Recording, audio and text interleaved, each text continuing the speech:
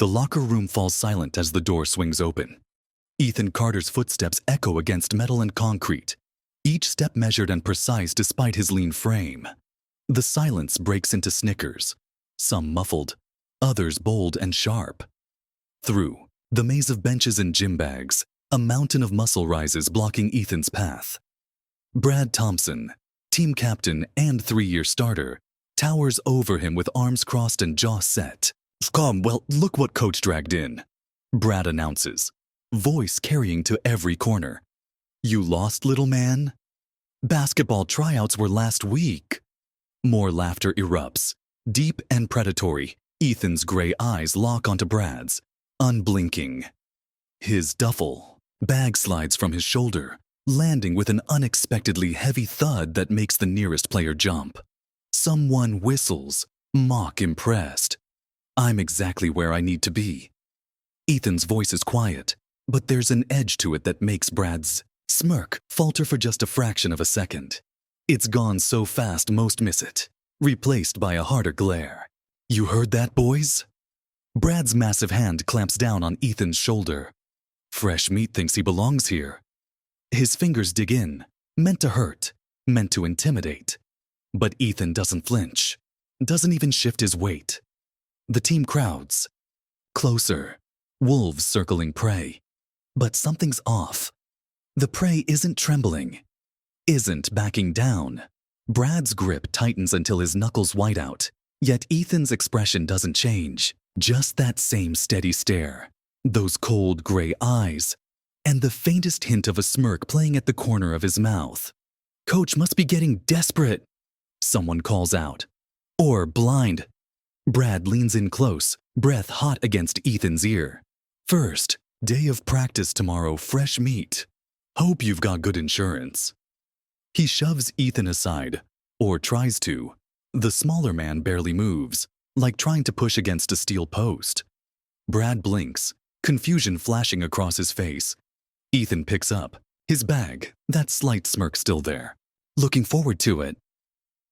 He walks past Brad, shoulder brushing the bigger man's chest. The contact is brief, but Brad takes an involuntary step back. He covers it with a laugh, but his eyes follow Ethan with new wariness. The team's laughter resumes, but it's different now. Uncertain, because they all saw it. That moment when their captain stepped back from the skinny new kid, and none of them can explain why. Before we continue, please leave a like and sub and comment where you're watching from. Morning practice hits like a sledgehammer. The sun hasn't even cleared the stadium walls when Coach Marshall's whistle pierces the dawn air. Redwood State's football field stretches out like an emerald canvas, dew still clinging to artificial turf. Players lumber through warm-ups, their breath visible in the autumn chill. Ethan arrives exactly 5 minutes early, wearing standard issue practice gear that somehow looks wrong on his frame. Too loose in places where muscle should be. Hanging off shoulders that seem too narrow for Division I football. Brad and his inner circle, Mike Reeves, Danny Castro, and Jason Wright, track him like sharks scenting blood. $10 says he doesn't last 15 minutes. Danny mutters, adjusting his shoulder pads. 20 says he cries. Mike counters, both of them watching Ethan methodically stretch. Brad says nothing, just watches. Something about yesterday still needles at him, like a splinter he can't quite dig out. The way the kid stood there, the way he didn't move when shoved. But then Coach Marshall barks out orders for Oklahoma drills, and Brad's uncertainty dissolves into a predatory grin. "Carter!" Coach Marshall's voice booms across the field. "You're up first.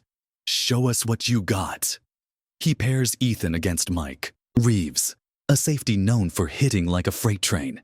The team forms a tunnel, creating a narrow corridor of bodies. Mike rolls his shoulders at one end, cleats digging into turf, face hidden behind his face mask, but posture radiating malicious intent. Ethan takes his position at the opposite end, movements calm and efficient. Too calm. 3 yards to glory, boys. Coach Marshall raises his whistle. "Make it count." The whistle shrieks. Mike launches forward like a missile, expecting to obliterate the smaller player. Ethan's reaction defies everything the team expects. He doesn't hesitate, doesn't flinch. His burst off the line is explosive, body angling low. And when he and Mike collide, the sound makes several players wince. Mike goes airborne. Not far, but enough to be unmistakable. He lands hard, air rushing from his lungs, while Ethan drives through the contact and crosses the 3-yard marker. The tunnel of players goes dead silent. Again!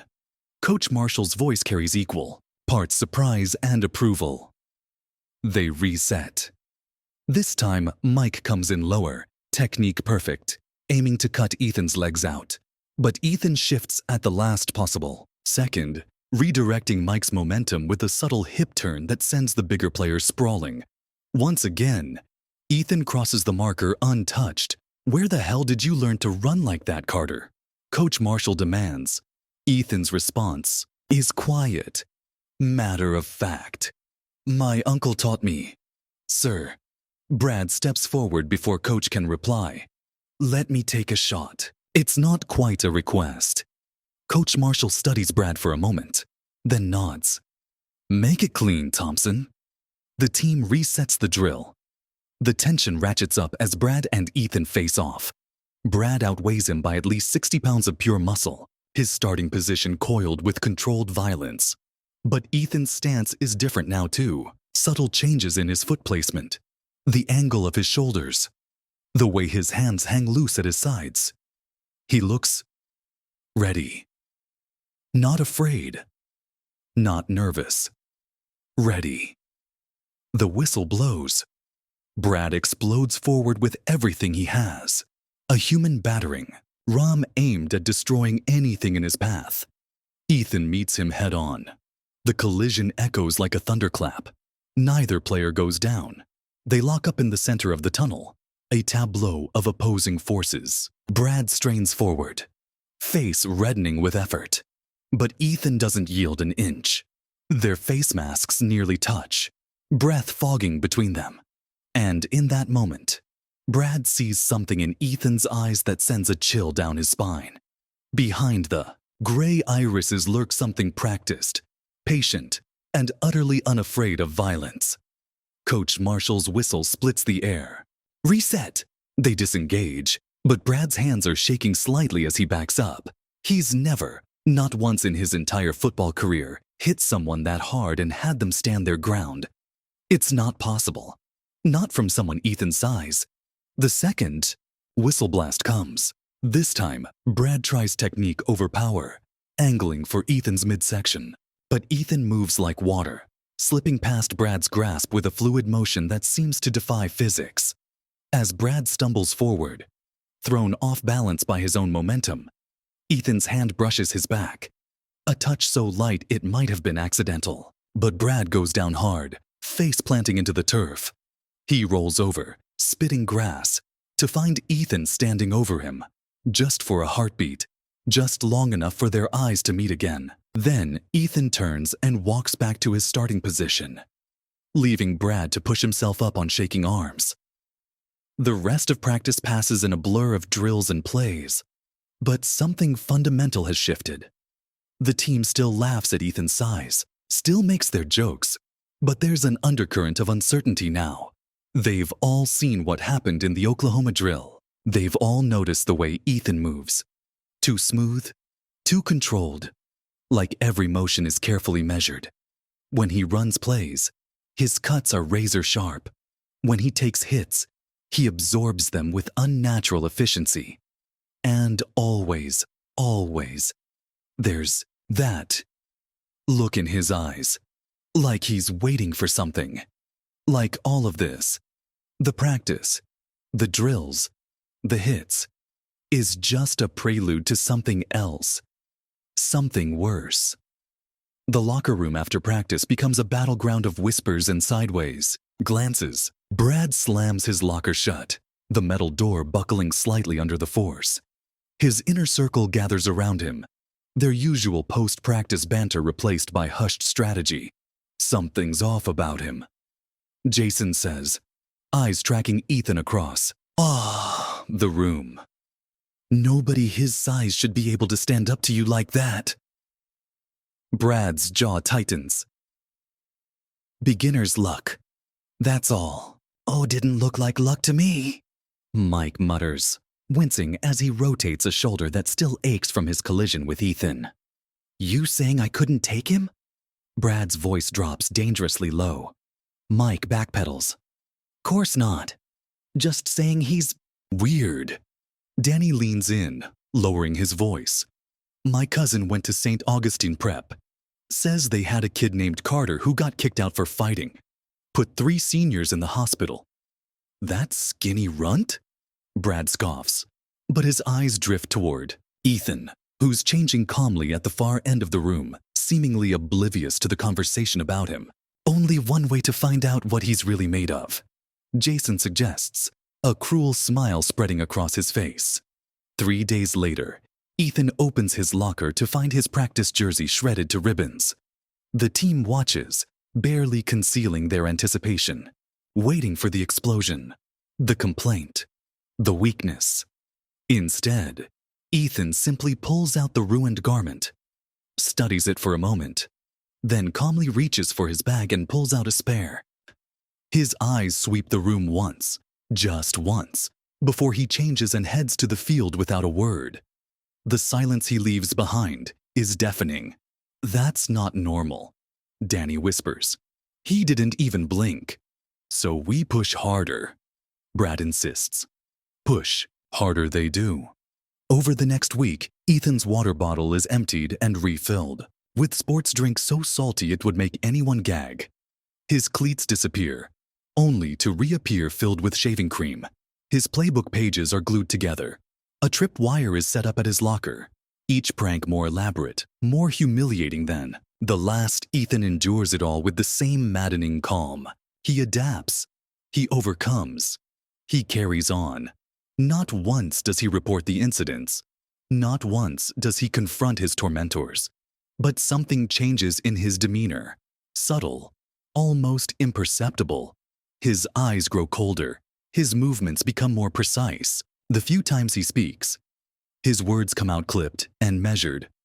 Coach Marshall notices. After a particularly brutal scrimmage where Brad and his friends accidentally drive Ethan into the turf well after the whistle, the coach pulls Ethan aside. You know most freshmen would have quit by now, Marshall says, watching Ethan carefully, or at least complained.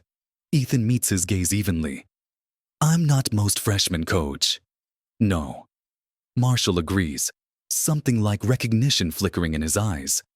You're not. I've seen that look before. Military? For a split second, Ethan's mask slips.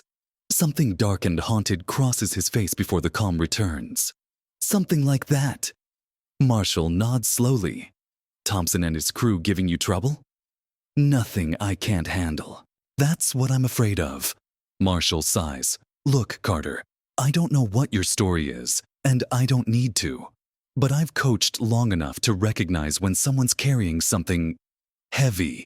Just remember whatever happens on my team stays on my team. Ethan considers this, then gives a single nod. Understood, sir. The next day at practice, Brad finds himself paired with Ethan for tackling drills. There's an edge to Ethan now, a coiled tension that wasn't there before. When Brad charges in for the tackle, Ethan meets him with perfect technique and just a fraction more force than necessary. Brad hits the ground hard, the wind knocked out of him. My bad, Ethan says, offering a hand up that Brad ignores. 3 more times they repeat the drill. 3 more times Brad ends up on his back, each impact harder than the last. By the 4th time, Brad's frustration boils over into rage. He launches himself at Ethan with abandon. Form forgotten, pure fury driving him forward. This time, Ethan doesn't just absorb the hit, he redirects it, using Brad's own momentum against him in a move that has no place on a football field.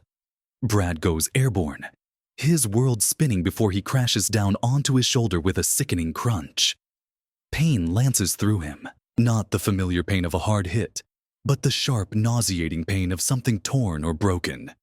He rolls onto his back, clutching his shoulder, face contorted. Ethan stands over him, expression unreadable. "You should get that looked at," he says quietly, before walking away. Later, in the trainer's room, Brad sits with his shoulder wrapped in ice, rage and humiliation coursing through him in equal measure. The diagnosis is a grade 2 AC joint sprain, not season-ending, but enough to sideline him for at least 2 weeks. "This isn't over," he promises when his friends visit. "Not by a long shot." Jason leans forward, excitement dancing in his eyes. "We've got something planned for tomorrow, after hours.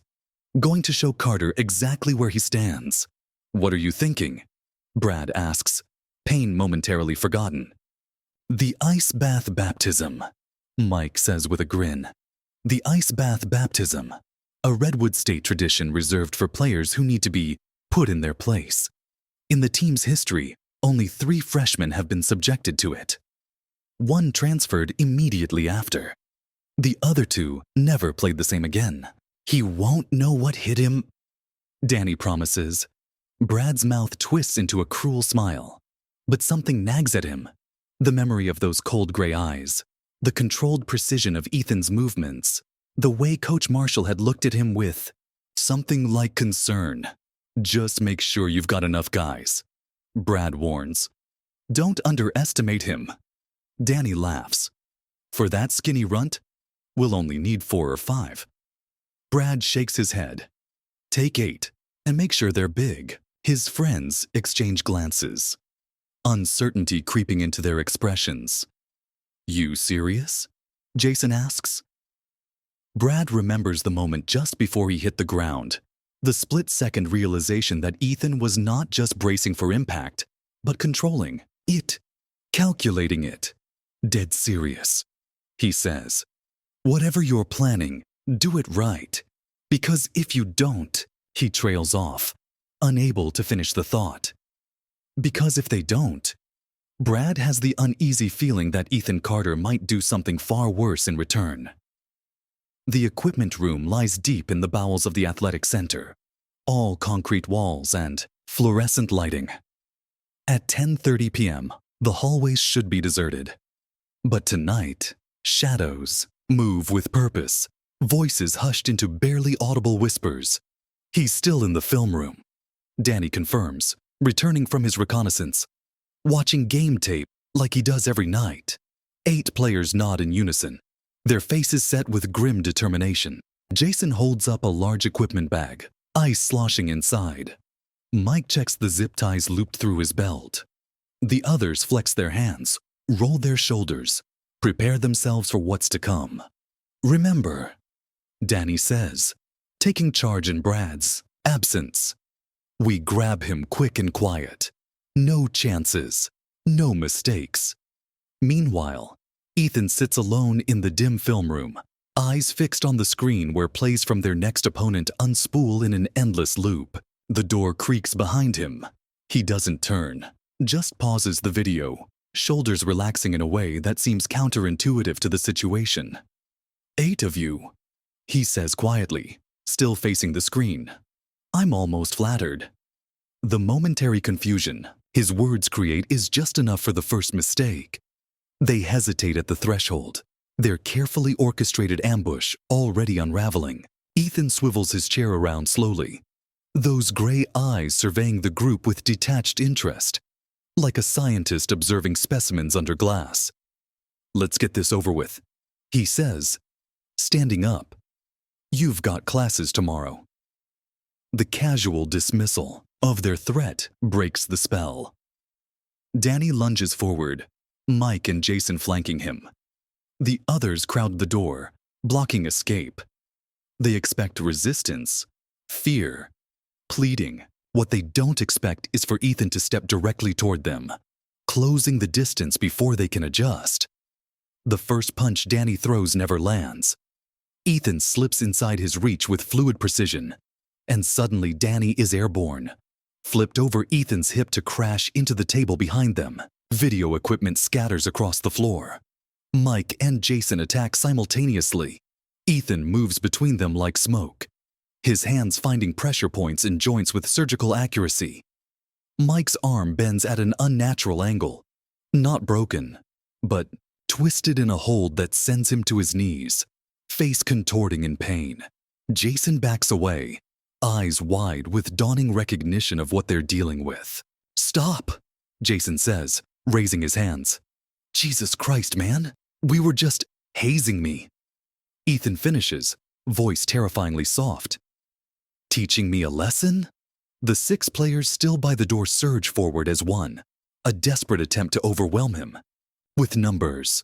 For 3 heartbeats, the room dissolves into chaos. Limbs and bodies and shouts all blurring together in the half-light. When it ends, 5 players lie on the floor in various states of discomfort. None seriously injured, but all thoroughly incapacitated. Wrist locks, joint manipulations, precision strikes to nerve clusters. Ethan's methods are controlled, efficient, designed to neutralize without permanent damage. Only Jason remains standing, backed against the wall, the ice bag forgotten at his feet, melting into a puddle that spreads across the linoleum floor. "What the fuck are you?" he whispers. Ethan's expression doesn't change, but something shifts in his posture. A subtle transition from defensive to offensive stance that makes Jason press harder against the wall. "I tried to be left alone," Ethan says, each word precise and measured. "I really did." Danny groans from the floor, trying to push himself up. "You're fucking dead, Carter." When Brad hears about this, Brad already knows.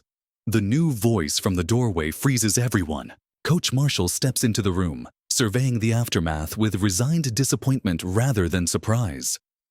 Or at least he suspected, which is why he called me instead of joining you idiots.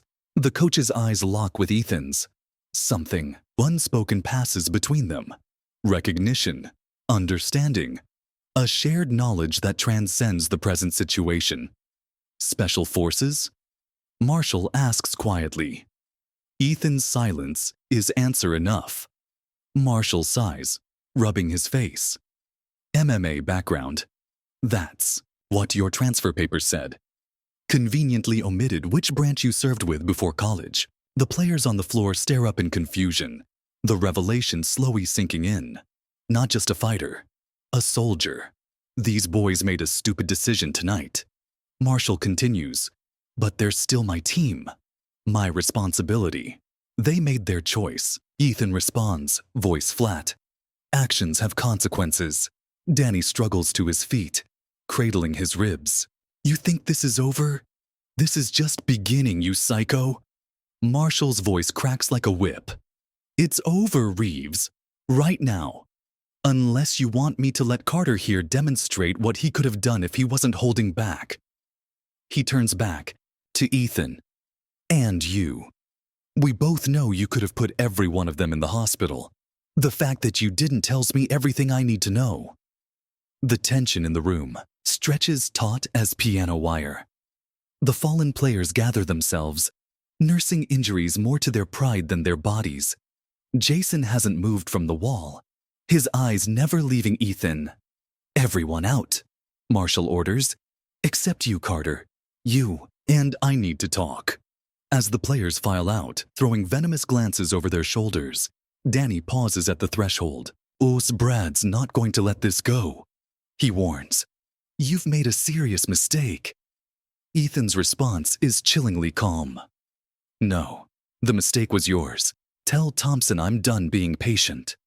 Word spreads through the team like wildfire.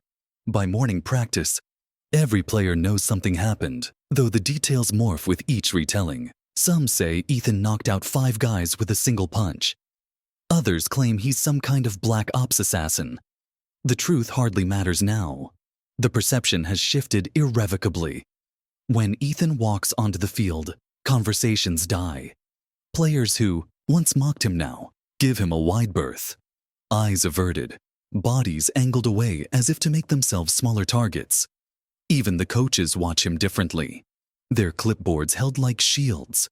Only Coach Marshall behaves normally, barking orders with the same gruff indifference he shows everyone. "Carter, Get in on first team offense. Let's see what you can do when people aren't trying to break you. The practice unfolds in eerie silence. When Ethan runs routes, defenders give token resistance at best. When he blocks, his opponents crumble at the slightest contact. By the end of drills, Coach Marshall's frustration boils over. "This is pathetic," he roars. "Since when do Redwood Bulls play scared?" Nobody answers. Nobody needs to. The shift is palpable, hanging in the air like the threat of rain. As players file toward the locker room, the crowd parts for Ethan automatically. A sea of shoulder pads and helmets dividing before him. The power dynamic has inverted completely overnight. In the locker room, Brad sits with his injured shoulder, face dark with barely contained rage as he watches his team, his domain, transform before his eyes. The 8 who confronted Ethan huddle nearby, their usual swagger replaced by nervous energy and whispered conversations. Danny approaches Brad, voice low. "This is worse than we thought, man. He's not just some fighter." Marshall practically confirmed. "He was Special Forces or something. I don't care if he was a Navy SEAL." Brad hisses back. "This is our team. Our school. You didn't see what he did." Jason interjects, eyes haunted. "It wasn't normal, Brad. He took down 5 guys in seconds and he was holding back." Brad's fist slams into the locker beside him, the sound making several nearby players jump. "So, what's your plan? Just roll over? Let some psycho freshman take over?" Their uncomfortable silence answers him. Brad stands, shrugging off the sling against medical advice, wincing but refusing to show weakness. "Fine. You all can bow down if you want. I'm not afraid of him." He strides across the locker room, directly toward Ethan, who's calmly changing at his locker. The room falls deadly quiet, every player frozen in place, watching the confrontation unfold like witnesses to an imminent car crash. "You think you've won something?" Brad demands, stopping just short of Ethan's personal space. "Think again." Ethan doesn't immediately respond. He finishes pulling on his shirt, methodically adjusts the collar, then turns to face Brad. The contrast between them is stark. Brad radiating fury, his injured shoulder visibly tensed. Ethan still and controlled, nothing in his posture suggesting concern. "This isn't a competition," Ethan says finally. "It never was." "The hell it isn't," Brad spits. "You come in here, attacking my teammates, defending myself."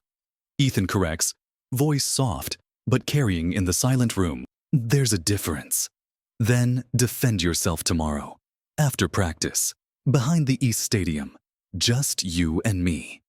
The challenge hangs in the air, impossible to retract, impossible to ignore. Unless you're only brave enough to fight when you've got the advantage. A heartbeat of silence. 2. The entire team holds its collective breath. "Tomorrow," Ethan agrees, his expression unchanged. Brad's smile is all teeth and no humor. No rules, no coaches. Just a good old-fashioned lesson in respect. As Brad walks away, shoulders back in a show of restored confidence, Mike catches his arm.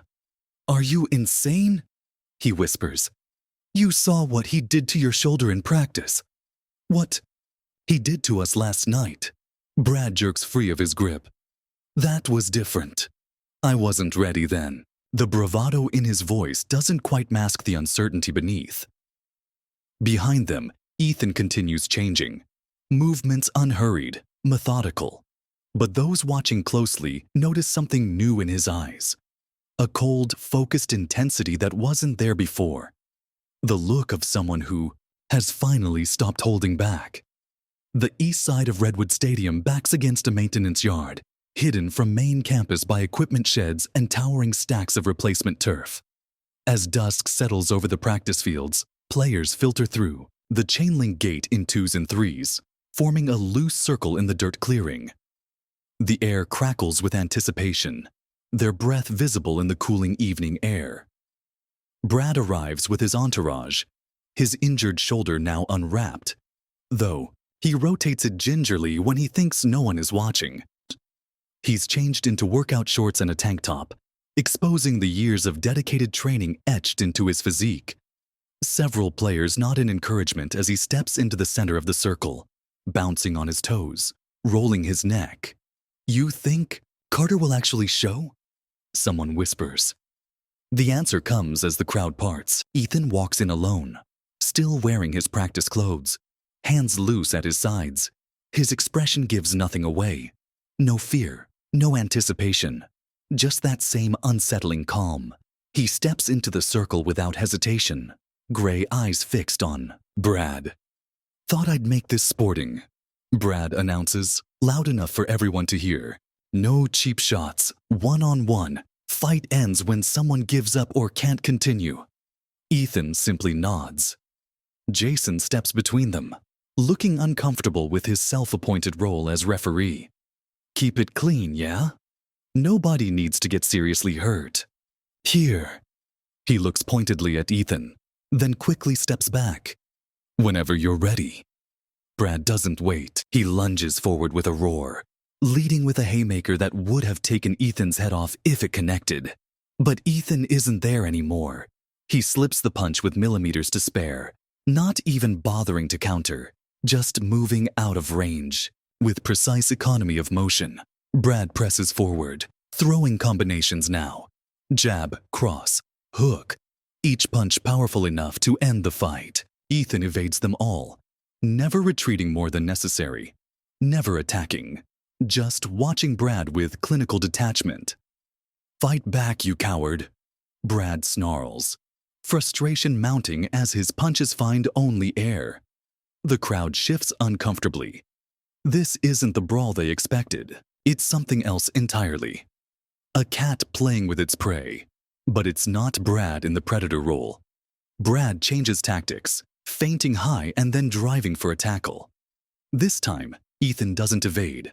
Instead, he sprawls perfectly, hips dropping, legs shooting back, catching Brad in a front headlock that makes several former wrestlers in the audience wince in recognition.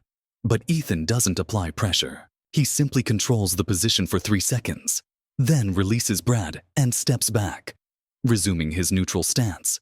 The message is unmistakable. I could have ended it there. I chose not to. Brad rises slowly, face flushed with exertion and humiliation. His next attack is more measured, more technical. Jabs to establish range, feints to create openings. For a moment, he looks like the Division I athlete he is, dangerous and skilled. Ethan parries a jab and counters for the first time. A quick, sharp right hand that cracks against Brad's jaw. Not his full power, but enough to snap Brad's head back and draw blood from his lip. "That's one," Ethan says quietly. The words enrage Brad more than the punch. He charges again, abandoning technique for raw aggression. Ethan sidesteps, tripping Brad and sending him sprawling face first into the dirt. "That's two," Ethan counts as Brad pushes himself up, spitting soil and blood. The crowd has gone completely silent now. The atmosphere transformed from bloodthirsty excitement to collective dread. This isn't a fight. It's a demonstration. Brad rises again, but slower now. Doubt clouds his eyes for the first time. Not fear. Not yet. But the dawning realization that he is completely outmatched. He circles more cautiously, hands high, looking for any opening. "What are you waiting for?" he taunts, voice hoarse. "Finish it if you're so tough." Ethan's eyes narrow slightly. "You first." Brad hesitates, the trap obvious but his pride demanding action. In that moment of indecision, his fate is sealed. He steps forward with a tentative jab, and Ethan moves. What happens next unfolds too quickly for most observers to fully process. Ethan moves with liquid precision, slipping inside Brad's guard. His strikes come in a seamless combination, a palm heel to the sternum that folds Brad forward, followed by a short elbow to the jaw that sends him staggering backward. As Brad flails for balance, Ethan sweeps his legs, sending him crashing to the ground. In one fluid motion, Ethan follows him down, securing a hold that immobilizes Brad completely. That's 3. Ethan whispers, his voice meant only for Brad. I could break your arm right now. Or your neck. Do you understand what I'm telling you? Terror finally registers in Brad's eyes, the primal fear of prey recognizing a superior predator. He nods frantically, all resistance evaporating. Say it, Ethan demands, applying the slightest additional pressure. I'm done, Brad gasps. I give up. Ethan releases him immediately, rising to his feet with the same controlled movement that characterizes everything he does. He looks around the circle of stunned faces, his expression betraying nothing. Anyone else? He asks quietly. The silence is deafening.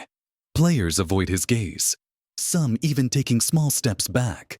The message is received, unanimous and undeniable. No one moves to help Brad, who remains on the ground, massaging his wrist and staring at nothing. Without another word, Ethan walks through the parting crowd. No one follows him. Morning practice the next day exists in a reality fundamentally altered from all previous ones. Brad's absence is conspicuous, his usual spot in the locker room untouched, his voice missing from the pre-practice chatter. Rumors circulate that he's requested a few personal days, though no one quite believes it. When Ethan enters, the usual hush falls, but it's different now. Less fearful, more respectful. He moves through his preparations methodically, focused entirely on the work ahead. A few brave souls nod in his direction.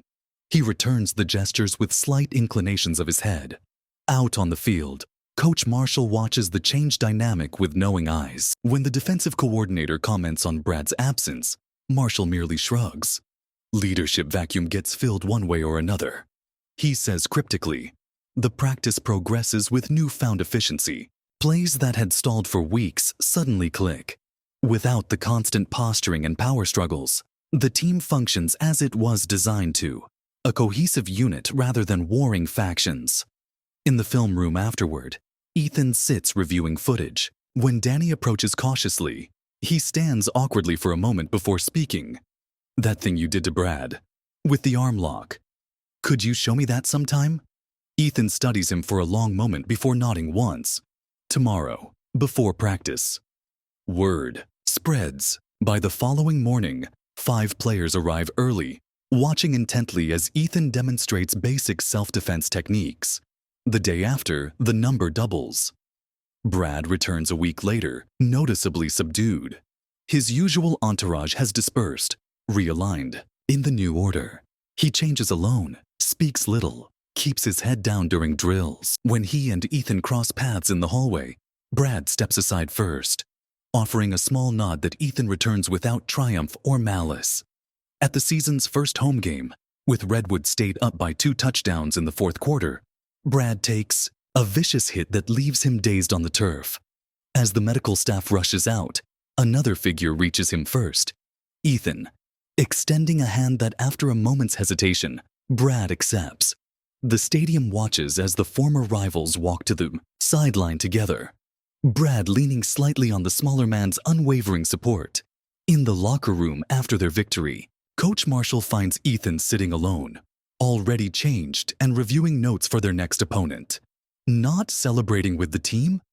Marshall asks, leaning against the lockers. Ethan shrugs. Not really my thing. Marshall studies him thoughtfully.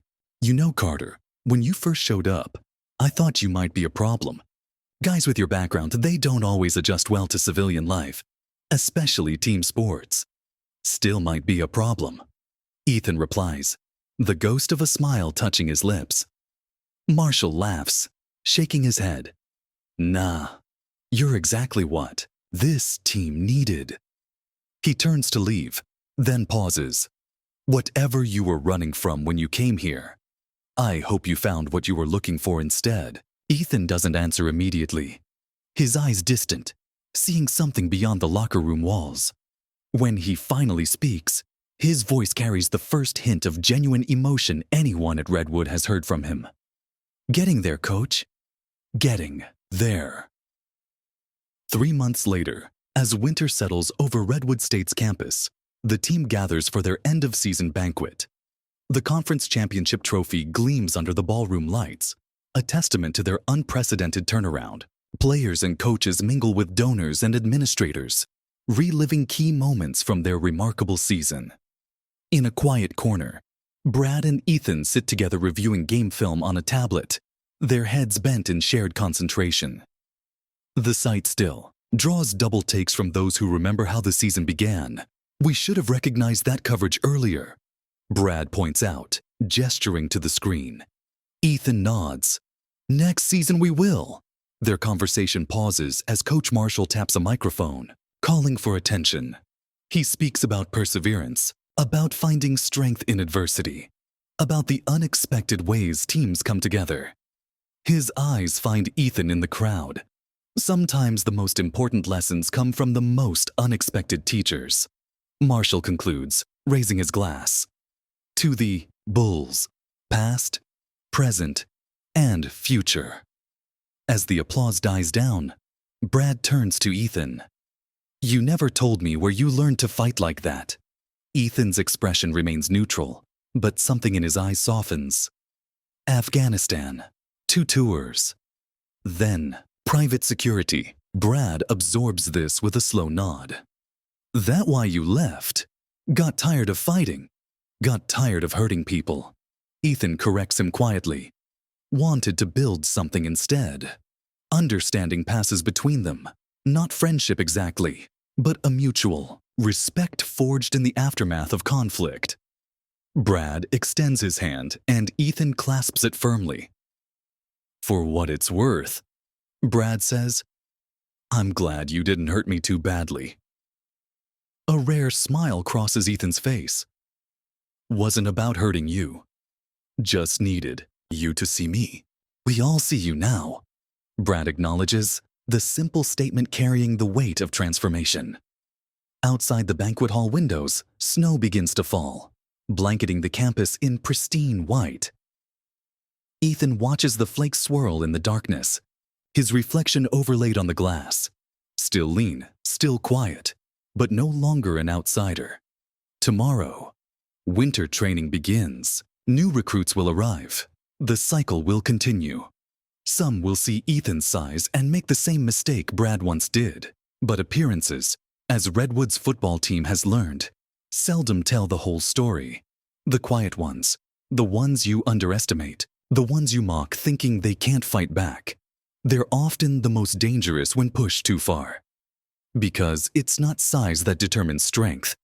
It's what lies beneath the surface, forged in invisible battles, waiting for the moment when holding back is no longer an option.